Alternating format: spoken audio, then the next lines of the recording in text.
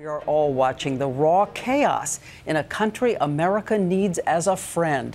Egypt, with the world's largest Arab population, so crucial to stability, democracy, and America's fight against terror.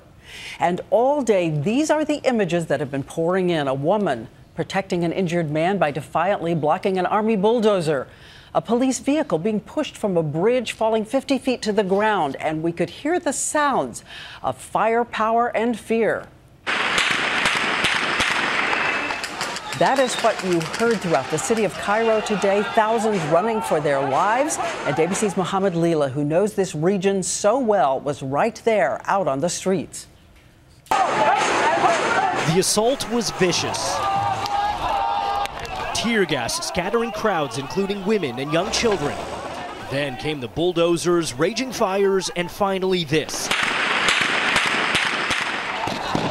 Heavily armed police opening fire. A steady stream of casualties flooding into makeshift hospitals. This footage shows moments of terror.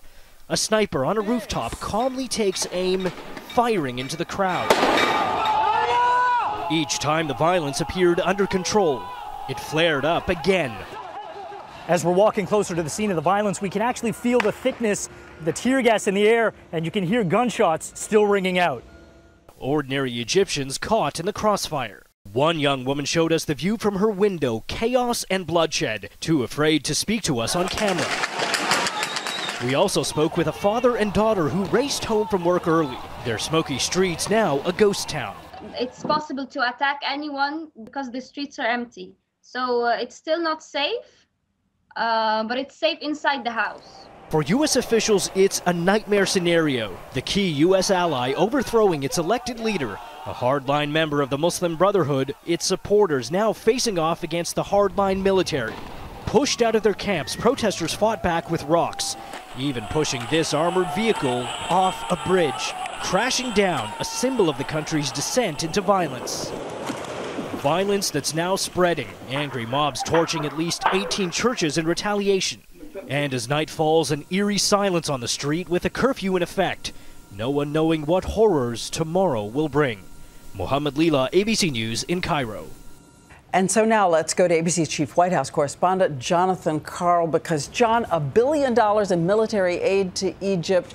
This is a key nation for America, for decision-making. What does the U.S. do now?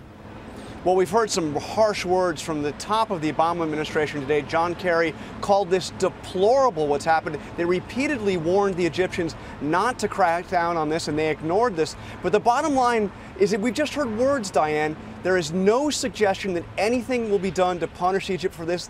The flow of $1 billion in aid will continue to flow, and I've heard no suggestion, serious suggestion here, that it would be cut off. And we keep saying there's so much resting on this, but tell us the first and maybe most important thing, most important reverberation that we'll feel right here in the U.S.